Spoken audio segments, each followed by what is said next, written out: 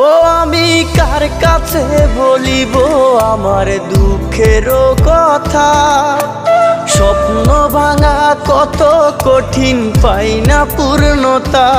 আমি কার কাছে বলিব আমার দুঃখের কথা, স্বপ্ন ভাঙা কত কঠিন পাই না পূর্ণতা। আমার চোখের জলে ভাসে নদীরে, আমি নিজেই নিজে একা কাঁদিরে, আমি নিজেই নিজে একা হাসিরে।